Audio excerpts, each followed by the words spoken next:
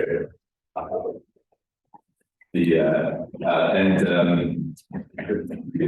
want to also extend my congratulations to the fathers among us, and also for those who have fathers with us. It's a blessing, it's a gift from God that we can have fathers that raise us and guide us, and also the gift of fatherhood that we can father the children, and those are wonderful blessings that we give thank God for. So today, since Father's Day, I thought we'd talk about where we come from. So my title is the origin of man, and why it matters, what's important. Let's pray together.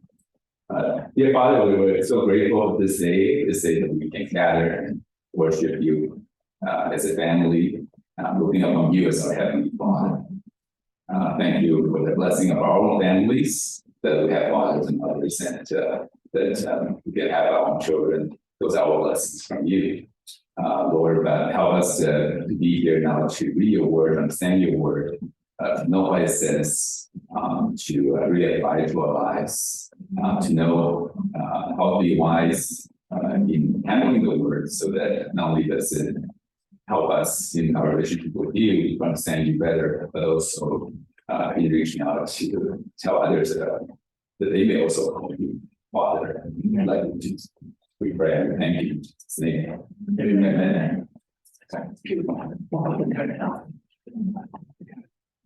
Oh, it's not. Oh, sorry. I apologize. Okay, so origin and why it matters.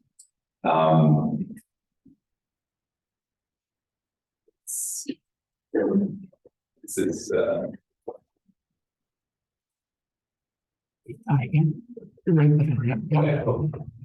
good. Yeah, so we're just reading in Psalm 100. It says, "Make joyful shout to the Lord, all you lands, serve the Lord with gladness, come before his presence with singing. Know that the Lord, he is God. It is he who has made us, and not we ourselves." The Bible tells us very clearly, God made us. That's where we come from. We're made by God. Now today, many people don't believe that. In the Bible, it tells us that how we come to be is a miracle, right? So in Genesis, it talks about the Lord formed man of the dust of the ground and breathed its nostrils the breath of life, and then became a living being. And it was a miracle from dust that God made man. And the Lord God caused a deep sleep to fall on Adam, and he slept, and he took one of his ribs, those are the flesh in his place. Then the rib which the Lord had taken from man, he made to a woman, and he brought her to the man. Now we read this, and it sounds very fascinating to us, amazing to us, and some people today find it hard to believe. Is it really true? Did God really make us, and is our coming truly a miracle? And many people choose to believe something else, right? So if you go to public school today, and not necessarily even some Christian schools, you'll be taught that we actually didn't come from a miracle, we come from ape-like creatures over millions of years. So it doesn't matter. And some people say, well, why do you bother talking about this, Henry? About stuff, it doesn't make any difference, right? It's whether you believe that God made us do a wonderful miracle, like the Bible says, or if you believe that we came from ape-like creatures, makes no difference, right? Well, I think it does matter. See, number one, if we can't trust what the Bible says about where we come from, where we came from, how can we trust what it says about where we're going? All right, and this is not my own idea. If you read in John chapter 3, when Jesus was talking to Nicodemus, this is what he said to him: "If I told you earthly things and you do not believe, how will you believe if I tell you heavenly things?" Right. So if God told us, so this is where you come from, this is how you're here, well, we don't believe it. then how are we supposed to believe something that we don't see? We're supposed to be going to heaven after we die because we believe in Jesus. How do we believe that if we don't believe what you already told us about what's happened here? Right? So it's very logical, and I think it makes perfect sense. So it does matter. And also, there's a certain reason why it matters. Because it has a consequence, right? How we think, what we believe, what affect our attitudes and behavior. Charles Darwin wrote The Origin of Species in 1859. Some of us may not be familiar with the fact that he wrote another book later, about 12 years later, called The Descent of Man. Anybody heard of this book before? The second one. So he which he developed this idea. So basically, he has the idea that we all came from all living things have a common ancestor, right? And then he developed that into some ideas about man.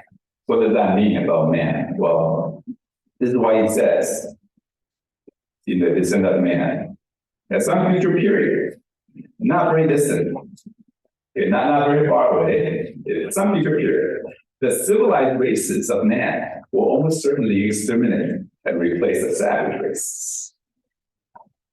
Now, what do you think Darwin believes are the civilized races? And which ones are the savage races? Okay. Well, he clarifies it in case you're not sure. He goes on, the break between man and his universal is within the wider, even in the Caucasian, and some ape as low as a baboon, instead of as now between the Negro and the Australian and the Negro. So for him, the civilized races would be the Caucasian, the white people, and then the savage ones would be the Negro, the black race, and then the Australian, in this case, refers to Aboriginals, right? The Aboriginals. So it's, you couldn't imagine anybody saying this today, but this is exactly what he said. And it's not surprising, right? Remember what he believed, right? Remember the ideas of consequences. He believed that we came from ape-like creatures over millions of years. And he believed that evolution took place around the world. And evolution, of course, means that you progress through natural selection. You have random mutations, natural selection. And this process is random. Some places progress will be faster than others. So, of course, some places the races will advance faster than others. Right? There will be differences. And one will exterminate the other because that's how evolution works. So he's completely consistent with his ideas. Stephen Jay Gould is evolutionist, and he's a historian as well. He's studying the history of evolution. And this is what he said. He said biological arguments for racism increase by orders of magnitude following the acceptance of evolutionary theory. And it's not, it's not me saying it, it's not a Christian saying, it's him, the evolutionist says, look, this will happen. Once you have the idea of evolution, it becomes accepted. Of course, the lots of more arguments for racism. Because different races came by because of differences in the view of evolution in different parts of the world. So of course, you can justify racism. I notice that it's increased by orders of magnitude, right? It's not increased by 10%, 20%. It's increased by 10 times, 100 times, 1,000 times, by orders of magnitude. Yeah, so it doesn't matter. I mean, you think about it, when you see textbook picture like this, is it not racist? Why is it that, how do you know that the ancestors of a man had darker skin? Right, so the fossils show this color of the skin. No, they don't, right? But at the end, it's white. So so it's it definitely as the evolution themselves admit, this theory gave rise to much more argument for this. Okay, so it does matter, and in a way, our school system is featuring contradiction.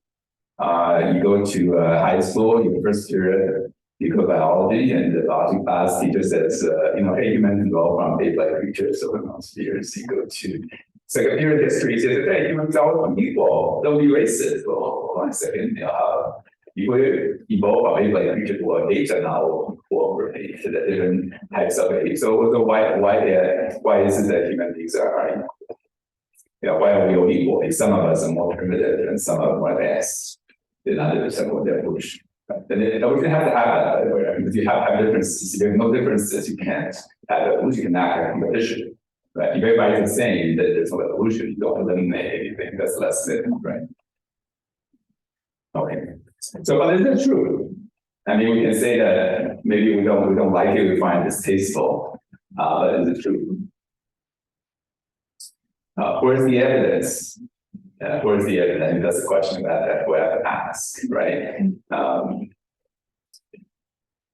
So Darwin certainly acknowledges that evidence is necessary. In fact, in his book, he says that if his theory was true, the number of intermediate varieties which must only exist on Earth must be truly enormous, right? So if his theory was true and it happened, there must be enormous amounts of intermediate forms between species.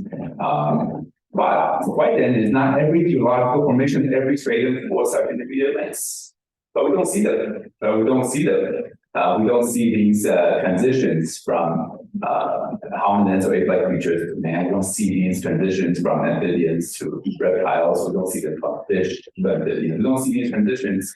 So in the fossil record. So what's the evidence? This is Darwin's cop-out explanation. Geology surely doesn't reveal such finely graduated organic chain, and this perhaps is the most obvious and gravest objection which can be urged against my theory. But yet, in him, this is the most dangerous challenge. And the explanation, his explanation lies, as I believe, in extreme imperfection of the geological record. Right? So basically, we don't find it. You know what? Because our research is not sufficient. We got to keep digging. Eventually, you keep digging. Eventually, to find that evidence. Right?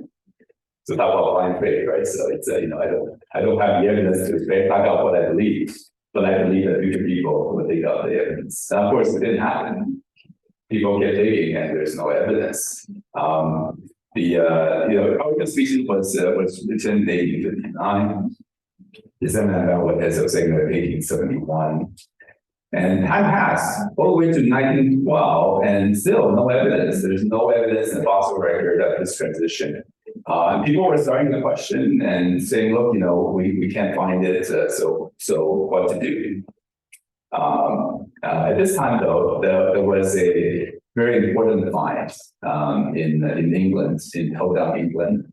Found that there was a gentleman, Charles Dawson, in a gravel pit. He found some bones called this Oldham.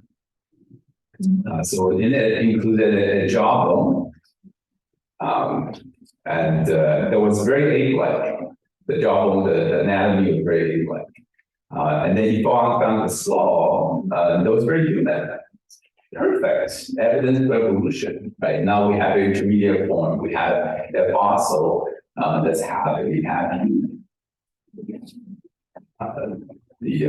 So this is in the British Museum of Natural History. So you can see the brown parts there are the actual bones found. The white part is a reconstruction, right? The plastic put together. These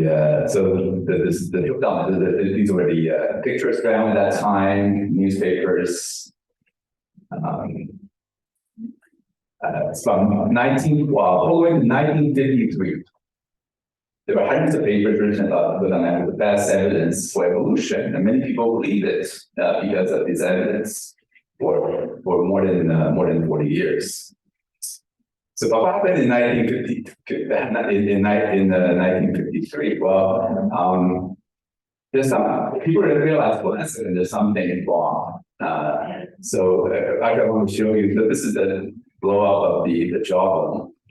Do you notice anything special about the teeth on the jawbone? Teeth. Sorry, teeth. The teeth, yeah. Well, anything special about the teeth? Anything that strikes you as unusual about it? It's quite flat, right? Like so our teeth are not completely flat. Because actually the teeth there has to to grind properly. If it's completely flat, it's not very effective for grinding, right? So it has to have some curves on the teeth. And if you take your own teeth, you would know. I mean, of course, for some people, it does. If you use your teeth much and you grind your teeth, eventually it does come down to this flat. But it turns out that when scientists in 1953, when someone went back to look at the bones, they realized flat is more flat than it should be. And they checked it and they found there were file marks on it. Yeah, so it was actually purposely made flat. The problem is it aids so they actually made it was made it more flat in order to make it look a bit closer to human. So they were filed down. The jawbone, it turns out, was stained to make it look older. It was stained with potassium dichromate, which is a chemical that's not naturally found. So it was artificially stained.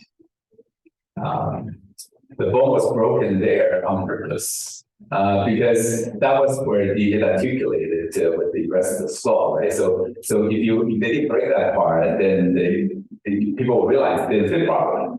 Okay, so it was purposely broken so that if you go back to the picture I showed you earlier about the way that the skull was. Do you notice now that the part that's missing in the jaw, right?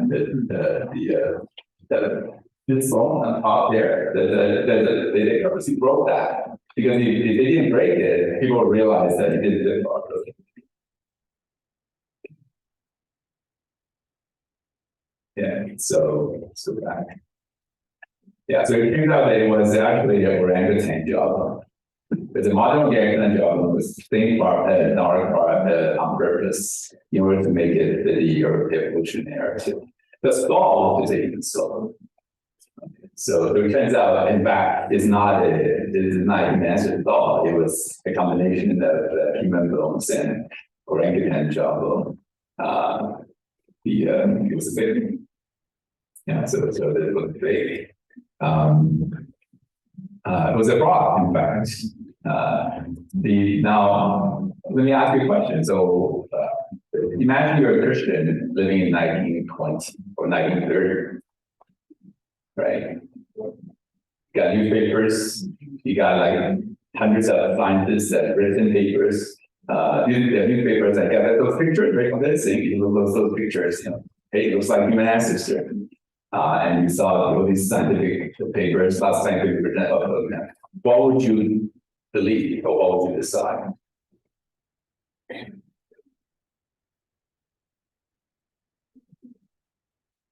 What's your response? Well, I'll tell you what some Christians say about the Bible. Right? Some Christians decide to say, well, science doesn't prove it. The Bible is wrong. Right? The Bible says that we can miraculously from God, but obviously scientific discovery on land is a fossil that combines perfectly the human features and the ape-like features. So don't believe the Bible anymore. But some Christians say, well, that's it. The Bible is God's word. This is a human study, right? Humans make mistakes. So which I should believe? I should believe the Bible. So many people held on to the Bible, many people held on to their belief, and they were vindicated in 1953. Many people gave up the Bible, and it was a mistake. So fast forward to 2023. What would you do today? Next time you saw a newspaper article, look, a new modern, a new human ancestor found, what is your reaction going to be? Well, you hold on to the Bible, you'll be vindicated. I guarantee it. It's happened throughout history, right? The Bible is still more than 2,000 years. Every time a challenge has been made, that's been proven to be false. And evolution is no different. But it's not only, we're not going to stop here. I'll tell you some other fossils. So it's not any better today. So they made a mistake. And by the way, for 51 years, think about it, right? 41 years people studied it. What did it not discover? It wasn't hard to discover. I mean, it was filed. You can see the bowel marks, right? You just had to check it to see what chemical, what the color was like that. Why did people not discover it? Well, I think one reason is because a lot of times when you're studying something, you have this preconceived notion, right? You have the assumption already, right? But people who were studying it, they really believe that evolution. They weren't looking for something that went against their assumption, right? So they weren't looking for it. That's why they couldn't find it. Okay? If that's the case, how can we trust? How can we trust the people who are studying these fossils and their conclusions? But this is Bernard Wood. He's a professor of he's an evolutionist. All right, he believes in evolution, but he's honest here. This is from an article in New Scientist in 2002. He said there's a popular image of human evolution that we'll find all over the place. On the left of the picture is an ape. On the right, a man. We could choose a succession of figures that become ever more like humans. Our progression from ape to human looks so smooth, so tidy. It's such a redundant image. Even the experts are loath to let it go. But it is an illusion.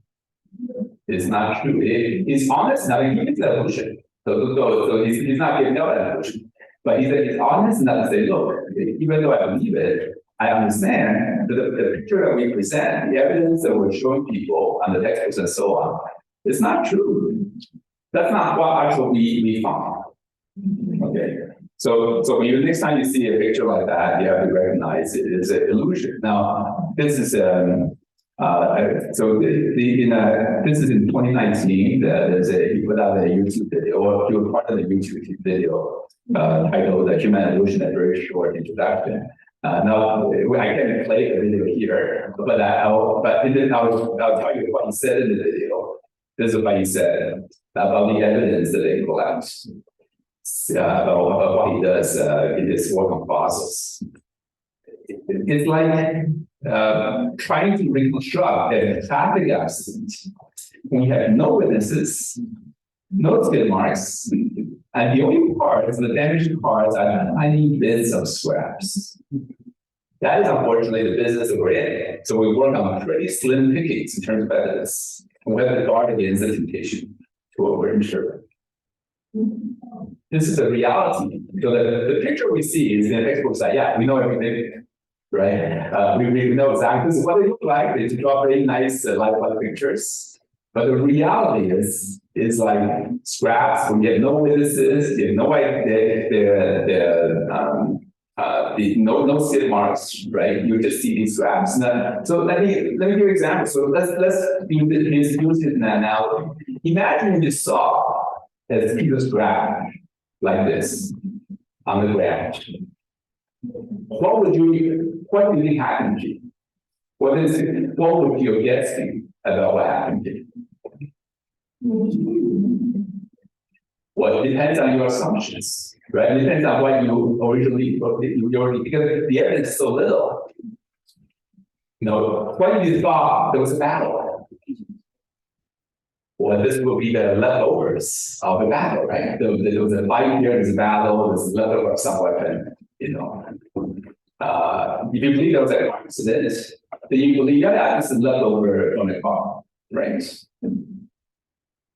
If you believe that this was a repair shop, then this would be after the repairs, they take the spare parts for the repair shop.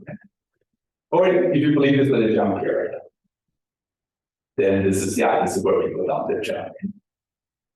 the scrap tells you nothing unless you have witnesses, you have people who see exactly what happened, right? You can just, so in that case, if you don't rely on witnesses, you don't rely on someone who was actually there to see it, then what do? Well, you just basically can make up any story and make it there.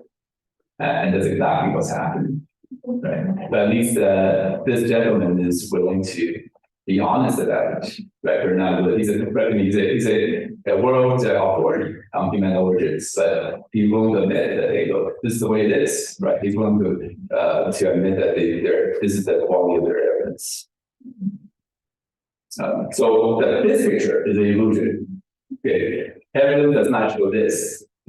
Evidence is actually scrap. So to give you an example, so this is this from a Time magazine article. This is what we actually see. We take up bones, right?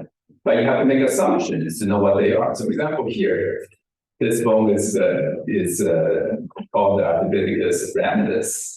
It's just a tooth, right? So, what does this creature look like? How would you know? In fact, there's not this particular bone, but there's a very interesting historical fossil. In 1922, there was a tooth that was found, a fossilized tooth that was found in Nebraska in the United States. It was the first, and from that one tooth, they drew pictures like this. You know, this is it was called Nebraska Man. It was supposed to be the first American ancestor, the first ancestor of the Americans that were advanced.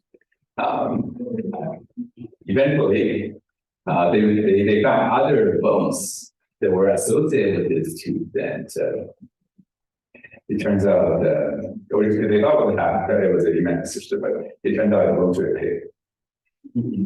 So there's some similarities between the pig and human. So it's Nebraska pig, Nebraska.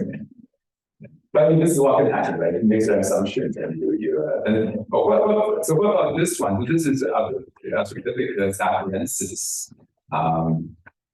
Is it based on that bone? So notice the actual bones are the white parts here, and then the plaster is the blue part, right? So the blue part is guessing, right? So the white part is the actual bones. So how can they be sure that this is exactly what Lucy or the Ardipithecus afarensis look like? So they can't. It all depends on what you assume, right? Depends on what you have in your mind. So notice the artist that made the sculpture of Lucy says, I wanted to get a human soul into this ape-like face to indicate something about where he was headed. Now, does that sound to you like an objective scientific reconstruction? Where he was headed, he's not trying to reconstruct what he thinks the bone actually showed. It's where it was headed, right? And notice here, by the way, the eyes look very human, right?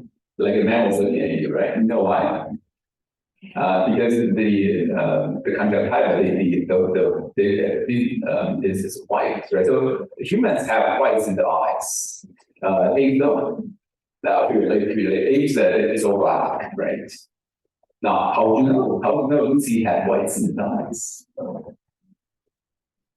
Actually, how do you know Lucy's a sheep? They don't even know that. They assume that they call this fossil Lucy because the people discovered they were listening to a song. I think because of Lucy on the second and like that, and they have no idea that was an animal, and the books will tell you that. Anyway. They obviously don't know. So this is very subjective. This is not objective scientific research. But to be fair, they're working with scraps, like Dr. Bernardo was saying. Okay, so but this is an important point actually, because afarensis it's supposed to be in the middle. You notice the picture of human evolution there. supposedly spanned 6 million years, and this is like about 3 million years ago. So evolution. So this is right in the middle. So right the transition between a common ancestor between apes and humans and us. So this is a very important transition. It's a very important fossil. So let's look at it and look at it further. So this is this was found in Ethiopia in 1974. So those are the bones that you see there, and in the middle there is a museum reconstruction of the bones. Okay. Now, what makes Lucy a human ancestor? According to the discoverer of Lucy, Dr. Donna Johansen, I think in many ways she looked like the ape that stood up, In other words, actually, when you look at the fossils are completely ape-like. Okay. The only thing that makes them think that this is a human ancestor is because they believe that it was standing upright. Aside from that, every feature of the bone is ape-like. That's why he himself says, what would Lucy look like? Well, Lucy would look like an ape does to them. Now, let me ask you a question. Does an animal that stands up mean that it's on its way to become human? If you're not sure, let me show you some animals that stand up. Anybody here believe that the penguin is on its evolutionary path to become human? Yeah. Or the kangaroo. Right. And by the way, they stand up more upright than apes, right? The apes actually walk on their knuckles, right? So by that logic, kangaroos and penguins are closer to human. They're actually on the way to they're further on the way to humanity than apes. Yeah, I mean, it's ridiculous. Walking upright is not what makes us human. Okay. And some people they may get injuries or see that they cannot walk. It doesn't mean they're not human. So walking is not what defines humanity. But in reality, it's completely like Lucy is an ape. Because the only claim that they can make that Lucy is not an ape is that they say that Lucy walked upright. But it turns out even that's wrong. Because the reason, notice in the museum reconstruction, look at so this is a chimpanzee, right? The chimpanzee, look at the hands of the chimpanzee. The chimpanzee has a very muscular, long fingers and curved, right? Okay, and look at Lucy's hands. They're very human, right? They're just like us. They have thin fingers and shorter fingers. And because human fingers we use our fingers and hands to create things, right? So they're very delicate, very, very dexterous, and so on. But what chimpanzees use their hands for? They use it to hang off tree branches, right? They need to be very muscular. I mean, they use out of 2,000 hands. Spend a lot of time on the trees. They need very muscular hands and curves. They can hang from trees, right? And same with the feet. Do you notice that the feet of the chimpanzee, their toes, their great toes actually pointing out? Right? Do you see that? Right, our toes out of this, right? They're just like so. So why is that? Well, why do they have opposable toes? The toes that go like this. Because they actually use their toes a bit like their hand to grab onto tree. Have you ever seen like which chimpanzees they can hang on their tree branches by their feet? Right. So the toes actually point out this way. They can actually grab like this. And if you compare that to Lucy's feet, they're very human, right? So very close. See, like if you look at Lucy's hand and feet, Lucy, the body, the skull and the body of Lucy, very ape-like. Okay, but the hands and feet show that they're becoming human. But hold on a second. Every time you see claims like this, you have to look for the evidence. So that the museum reconstruction shows that the feet and finger and hands are very human. But what's the evidence? Where are the bones of the feet? They're not there. They're not there. Yeah, it's an assumption. It's a presupposition. They believe it, and they believe that Lucy operates. So they make Lucy's being very human-like, but actually it's not the bones.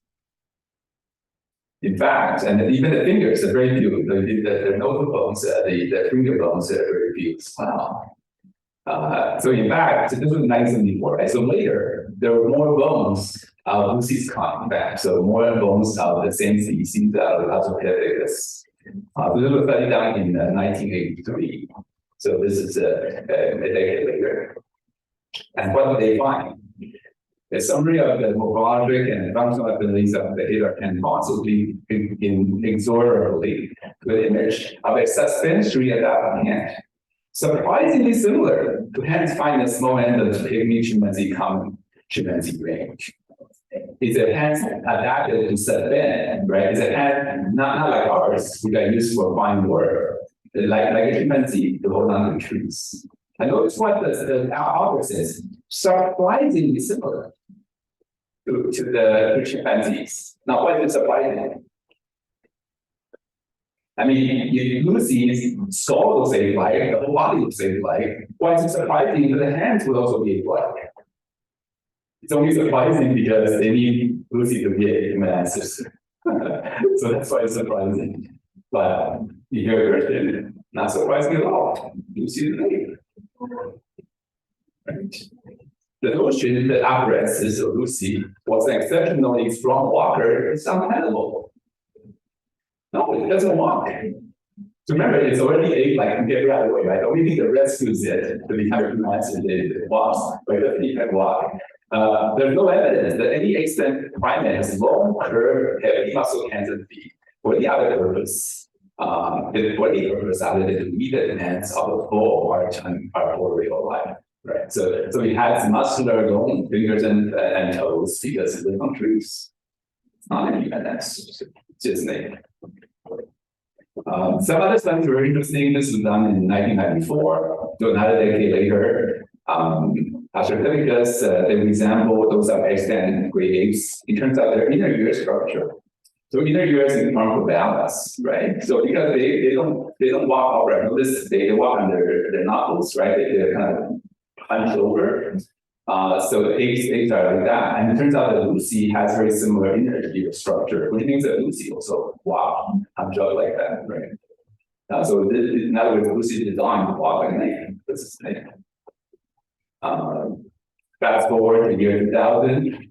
Since every decade we get more research to show that they look at this time they look in wrist and Lucy say, oh, how can Lucy walk on the knuckles, right? Because if you walk on the knuckles for a long time, there'll be some wear and tear on your wrists. They can tell that you walk on your knuckles. This is and then fast forward to the year 2012, they look at the scapula of Lucy and notice that based on the scapula, the shoulder blade bone, the Lucy's spending most of the time like this. I mean, we don't spend our time like this all the time, right? Our hands are down here to do work. But Lucy spends most of the time like this because it's functional, right? So, yeah. So Lucy's completely ape-like, except according to the evolutionary theory, you walk upright. But number one, walk upright does not mean becoming a human. And two, Lucy's finger, toes, skull, wrist, scapula, bone fossils all show you live on trees that did not walk upright. Right, so the reconstruction in the movies and museums is image, right? Lucy's just an ape created by God, etc. from man. But of course, if you look at textbooks today, is there Australopithecus or Lucy is claimed to be a human ancestor? Right, that's a problem. So it was established as that in 1974 when it was discovered. So later, there's research to disprove it. That doesn't make a headlines, right? You don't see a headline saying evolution disproven. That doesn't make the headlines. So people don't realize that actually science is really show that it's not human ancestors. But there's more. So we know that this is wrong, right? But in fact, they later realized even later than that because this was discovered in 1974. In 1977, there was a very interesting find in Tanzania, also in Africa. And this time it was more than 70 footprints made by 3 different individuals It was a long trail, 27 meters.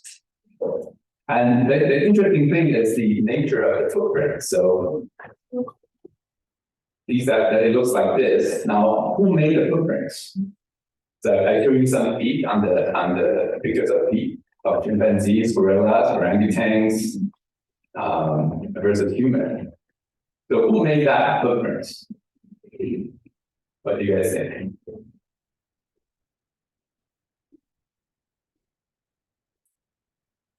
Well, what's different about the other animals? All the apes, chimpanzees, and baboons is that they're toe. I remember I told you about the toes. So the toes point outward because they use their feet to grab trees and so on. Right? Whereas our toes are like this. And notice the toes here, right? Right, it's pointing forward, right? It's not pointing outward. Yeah, so these are human footprints. The human footprints, and even many evolutionists acknowledge this. So this is Tim White. He's an evolutionist. It's a well-known evolution paleontologist. Make no mistake about it. They are like other human footprints. If one were left in the sand on California beach today, and the 4-year-old were asked what it was, you would instantaneously say that someone had walked there. You wouldn't be able to tell it from 100 other than the beach. No would you. The external morphology is the same. The well-shaped moderate heel with a strong arch and the good ball foot in front of it. The big toe is straight in line. It doesn't stick out on the side like an egg toe. Or like the big toe in so many drawings, you see a bunch of after-pillings or you see it falls. It's a human footprint. Now, so far, no controversy, right? There's a minor problem though, because they use radiometric dating to date the layer on the where the footprint was made. Now, what came first, the layer of the layer or the footprint? Well, so you have to have the rock layer. You have to have a layer of mud for you to walk on, right? And then the hard track. So according to radiometric dating done by evolutionists, this dated to 3.7 million years ago. So hold on a second, 3.7 million years. So let's try to process this, right? So this is supposed to be at this time 3.7 million years ago where we see what's over the outer.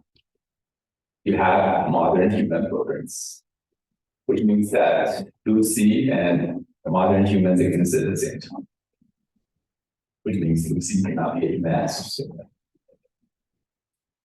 The human already exists. Right? In fact, everything else, you can throw it out as well. Right? Because all these other fossils are found in rock layers that are lower than this. So that means that humans walked the earth before these fossils were buried upon the evolution. They couldn't be human ancestors either. So right here we threw out that all the evidence of human evolution. One fossils. And by the way, the footprints show only either one of two things, right? Either modern humans walked the earth 3.7 million years ago, or the radiometric dating methods used to date rocks are wrong. Which I'm to or both. Could be both, but at least one of the two, right? Now, anybody here believe that modern humans walked the earth 3.6 million years ago?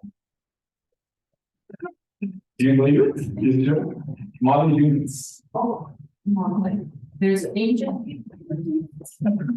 Like, oh, you define modern. Well, I think any because if you believe in evolution, you don't believe that because you believe that 3.7 million years ago were modern humans. You believe the Bible, you believe that what God said, then human beings did not exist 3.7 million years ago. Because God only created the whole earth 10,000 years ago. So how I see this is true. Oh, well, it could be, yeah, we can talk about that. Actually, I do a separate talk on the the agent here. So yeah, maybe well, but maybe that's something we can discuss after a certain day. But I think the Bible actually, based on both the language of the Bible, the Hebrew, and also scientific evidence, the dates are actually 24-hour regular days. So we can talk about that a little bit detail later. Yeah, but my point is that even evolutionists they wouldn't believe it, right? They would say, well, look, the human beings, modern humans, Homo sapiens, didn't exist yet 3.7 years ago. So they would have the knowledge as well that there's something wrong with their measured dating methods, right? And by the way, if the dating methods are wrong, then there is no way to. No reason to believe that any of the fossils and the way that they sequence are correct either, right? And that's what the story of evolution relies on, right?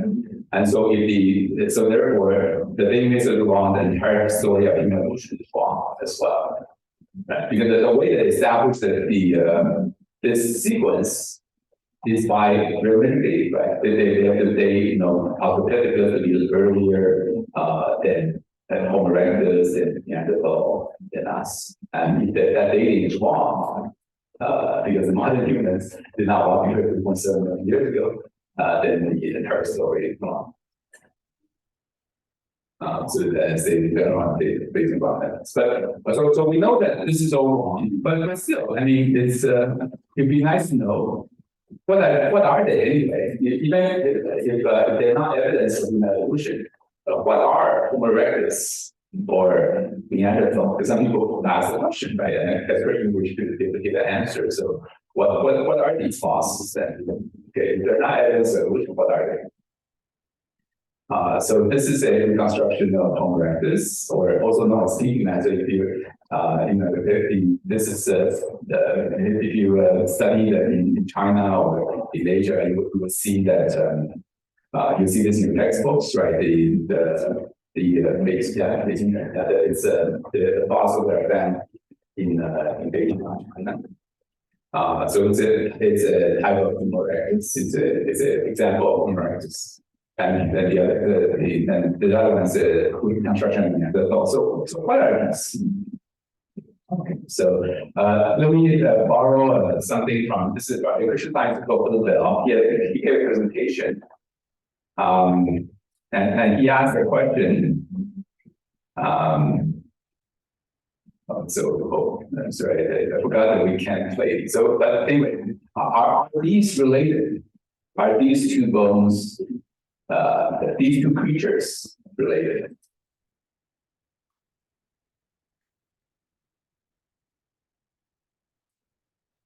It's hard to say, right? But they certainly look very different. So it's very natural when people look at these two skulls and say, well, it looks like they're different. They're from different types of animals and different species. But actually, they're both dogs. So the first one is the bulldog, and the second one is the borzoi. In fact, they can mix it, so you can have a borzoi bulldog mix. So even though the skull looks quite different, it turns out that they are actually the same species. What the bulldog is the front, the maxilla, the top of the mouth doesn't grow as much as the bottom, right? So the jaw grows out, so it looks like they're basically smashed in the bulldog. Very cute. But the borzoi doesn't have that type of feature. Okay, so but actually bulldogs. So my point is that even among us, there is a big idea of soul shapes and xylus. And the same with human. Homo sapiens is modern human, right? So our soul sizes are pretty past the big range from 624 to 2000, more than 2000. And it doesn't mean that the bigger brain is smarter. I would like to think so that they can, but not true. It's not true, right? Like the one that's really the 624. This is the one the lowest on record.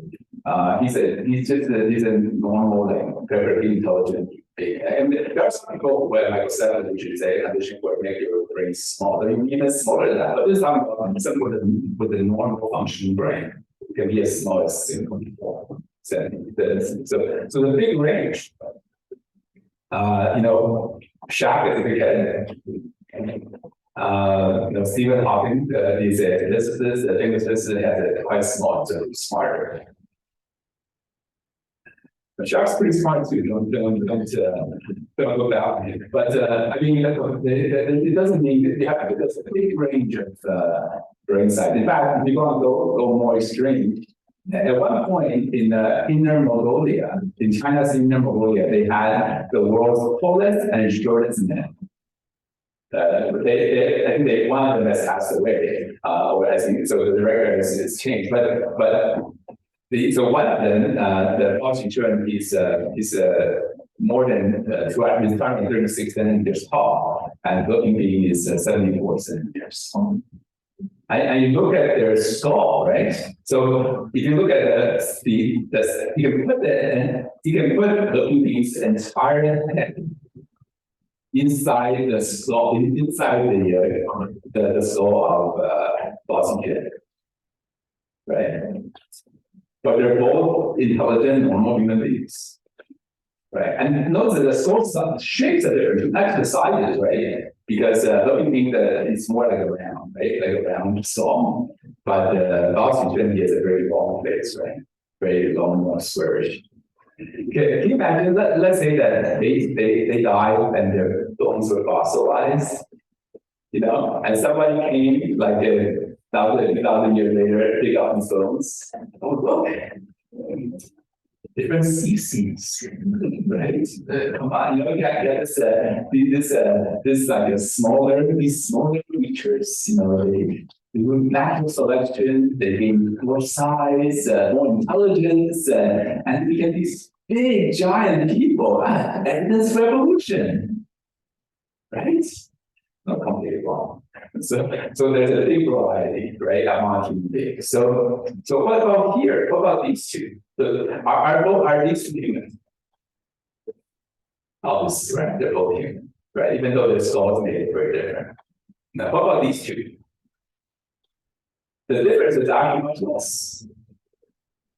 Okay, much less. And then this is Homo erectus, and this is Homo sapiens. Okay. And the Homo erectus and Homo sapiens actually in the same range in terms of brain capacity. So Homo sapiens, as I was saying, between 6.4 to 2000. Homo erectus from 700 to 1200. So it's on the lower end, but it's within the same range. Homo erectus, and I'm not the only one saying this. This is actually it's fun.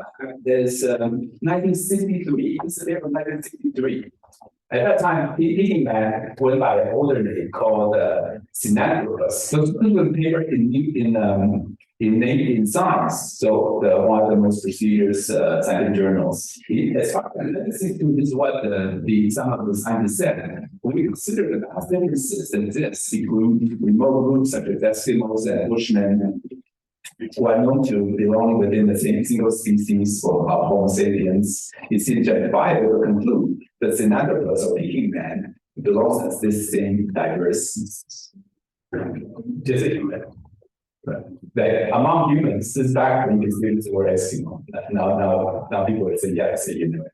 But the amount, since there's so much variety of people on Earth today, well, Homo erectus fits in that same variety, but they're just humans. This is from the discoverer of Lucy, and this is the evolutionist, right? He leads the whole sequence that I showed you. This is why he says, it'll be interesting to know if a modern man and a million-year-old Homo erectus woman could together produce a fertile child. The strong punch is the bigger. Right? They're so similar that he believes as an evolutionist, if a human today can marry Homo erectus woman and their children will be fertile. That means they're the same species. right? And they're intelligent. So this is the use of fire by Homo erectus. So they found fireplaces where the Homo erectus made fire. And what they noticed is that they actually used a mixture of woods, including ignited palm wood. So in other words, it's not just they threw a bunch of wood together and just randomly. They had some easier to ignite to start a fire, and then they had some other type of woods that can make it very longer. They made sculpture. So this is a Homo erectus sculpture. So they studied the stone to make sure that look, they're actually fracture lines of fracture. Some people is an indication of impact. The only way he was able to recreate these macroscopic structures was by using a stone hammer and a flake. Right? It was an accident. It was actually purposely human made. And the artifact also shows macroscopic remnants of iron oxide and manganese oxide, chemicals used in early red pigments implying having painted. You can see it painted anymore, it went off, but after it was painted before. Right. So these are intelligent human beings that can make sculpture, and it looks like an idol to me. So it looks like they thought they were able to like make idols to worship, and think that they're sinners like us, right?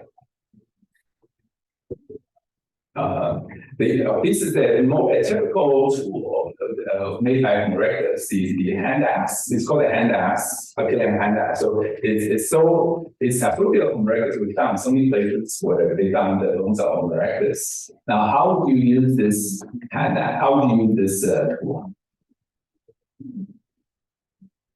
It's called a hand axe because a lot of people thought in the beginning that you would just grab it with your hand and you would hammer something with the rings. But there's a problem because notice that if you look at the edges are sharp all the way around. Right. So if you hold it and you try to hammer something with it, you're going to cut your own hand. Right. I mean, usually with the hand axe, you don't need to make the one end sharp, right? The rest can be just dull to hold it, right? Why you go to the trouble of and the bottom, making every edge sharp so you can cut your own hand? Doesn't make sense, right? And there's no sign that they use it as like an axe or something. There's no where if you were to put this on top of an axe, then there'll be some wear marks, right, from the handle, right? But there's no such thing. So there's an interesting discovery. So they're trying to discover what this will be used for. So they made models of it. They made models of it, and they tried. And one interesting thing is that these were often found along riverbeds or along lakes where there used to be rivers and lakes. And so they were wondering how come they were left there, and they were not worn down. So they were still usable. They're actually very sharp. So, well, usually if you make a tool, you will keep using it until you can't use it, all right? You take the effort to make it. So why do you leave them perfectly intact along lakes and rivers? So what they found is that when you made it and you threw it, if you throw it as a projectile, 93% of the time you will land on one of the sharp edges. So you wouldn't actually land like this. You would land on sharp edges. And 70% happens the point upward. So that if you look at the like a teardrop is at the pit, you will land, it will go down. So the scientists realized that actually it's a projectile. So you can imagine a group of Homo erectus, they see an animal drinking water along the lake or something like that. They will do a whole bunch of these will rain down on even the biggest animals, and you can kill even the biggest animals with this weapon. And that's why that many of them were found intact along the rivers and so on. Because if you throw it too far, guess what? You can't use it, right? So they're intelligent. They found that in Indonesia, there was an area, there was an island that let you reach except by boat, where they found artifacts of Homo erectus. So, well, that means that they were able to repeatedly cross the sea. Right? It's too hard to swim. So then they could actually use those. So these are intelligent human beings. Now, what about Neanderthal? The old picture of the word Neanderthal, in fact, if you go to dictionary.com, you'll say Neanderthal is one definition is all related Neanderthal man, so it's the adjective of Neanderthal man, right? The second is inhibited, unenlightened, or reactionary, cultural or intellectually backwards. Right? Because my Neanderthal was strong and primitive, you're backward, unenlightened. This is the old picture of Neanderthal in 1909, like just like a brute ape, right? Like doesn't know anything, looks like just a stupid creature. But it turns out, well, first of all, the skull is very similar. Like, it's very difficult to tell them apart. And modern Neanderthals and modern humans' skull are very similar, scale and very similar. Their brain capacity is actually on average higher than ours.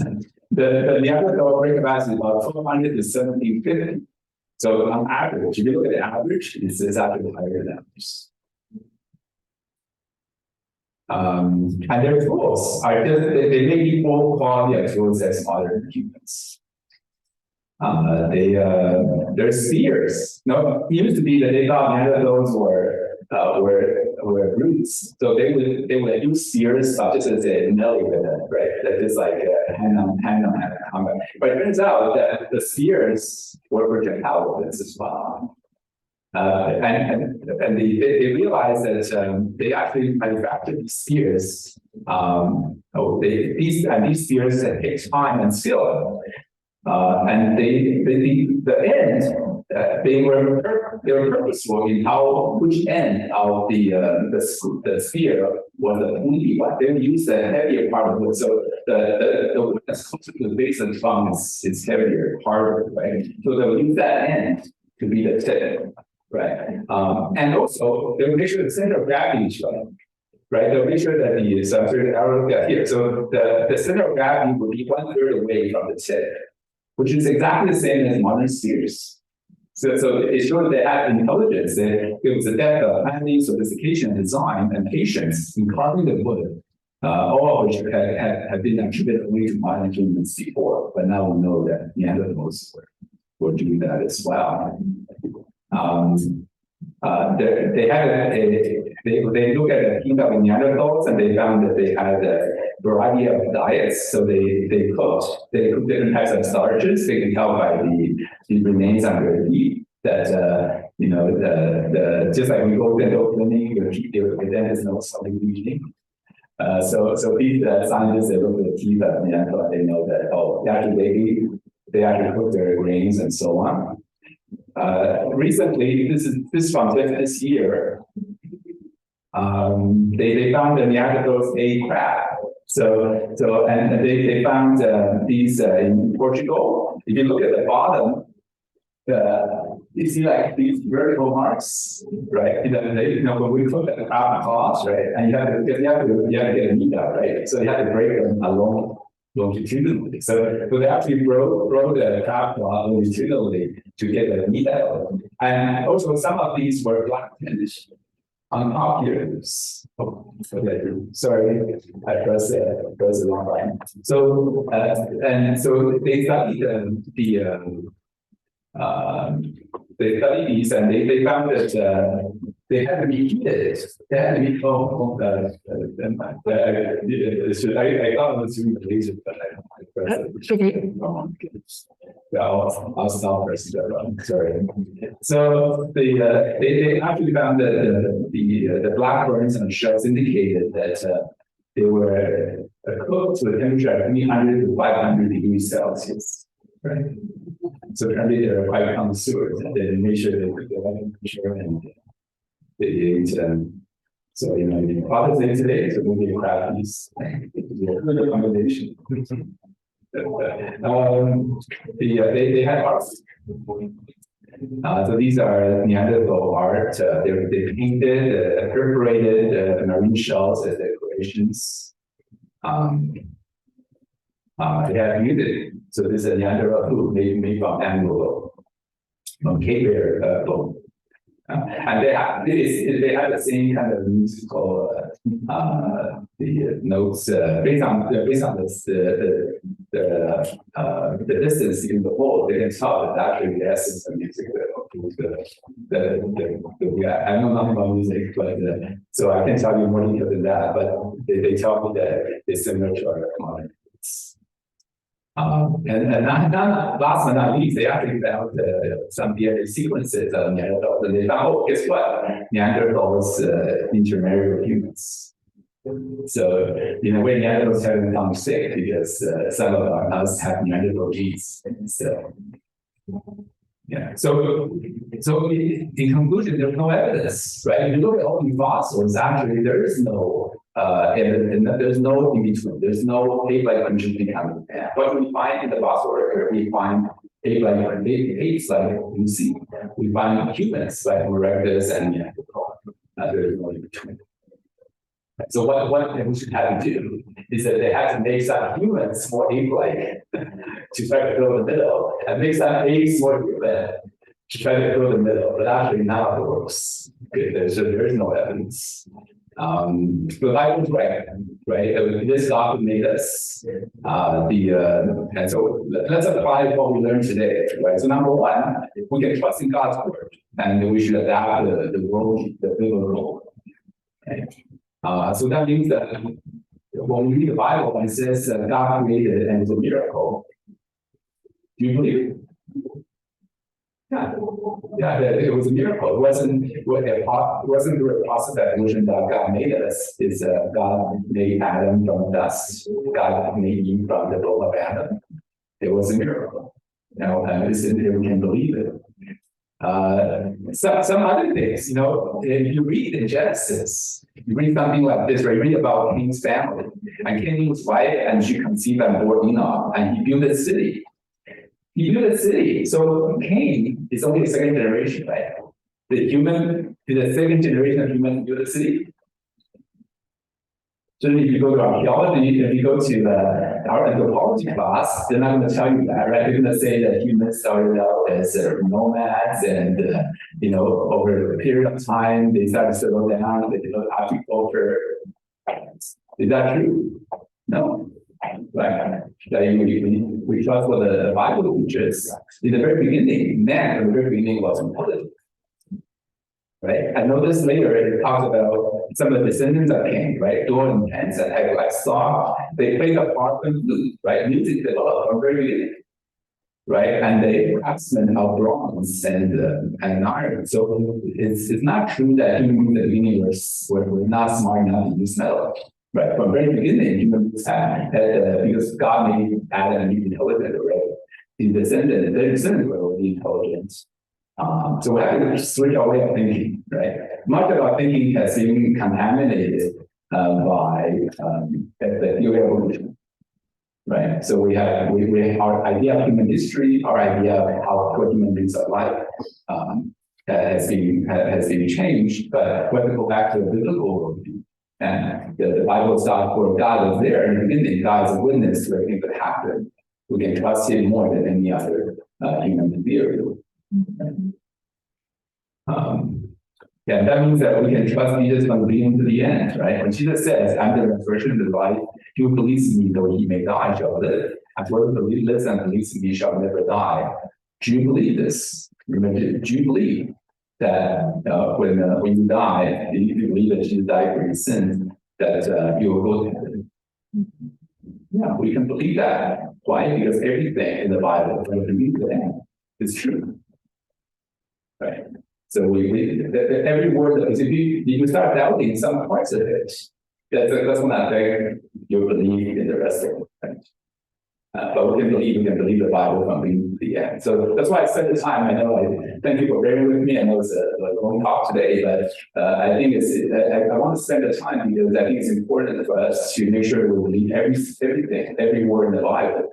Because when you do that, then you can trust this as well. Right? So the second thing is, that changes our attitude and behavior. We should conform our academic behavior to the biblical worldview, right? No matter what our textbook media might say. So now, what do you see? When you see this picture, what do you see? You see people. Do you see what kind of people? Are they different from you? No, right? They're descendants of Adam and Eve, right? They're just like us, right? They're my lost relatives, right? Every single person in the world is genetically related to me because we all came from Adam and Eve, right? I call them lost brothers because many of the people we see here don't realize that actually they belong to God's family, right? Right. So when we see that, when we look at this picture, that these are all sinners that need Jesus, right? Right. So it's one human race. There's only one human race, right? There's not different races. It's not because it's all doesn't matter what color your skin. You all came from Adam and Eve, right? We're all one race. So it's our job as believers to go out and tell people that look, you also should be part of God's family, right? You're my lost relative, right? We're genetically related, but spiritually, maybe we're not related, right? And we need to change that, right? Spiritually, now I wasn't a believer when I grew up as an evolutionist. I used to every single believer I talked with today. I used to believe that I came from big black creatures, so no one cares. So I was lost. It's only when I read the Bible and believed what it said, I believe that Jesus is my Savior, then I became a spiritual child, I became a child of God, and I can call God my Father. Right. So today there are many people out there who do not yet call God our Father, but we can reach them with this message. It's a wonderful message, right? That God made you, you came from God. You can go to heaven to be forever with God. We have acknowledged that we belong to the same family and we can call God our Father. So happy Father's Day to you. Thank you very much.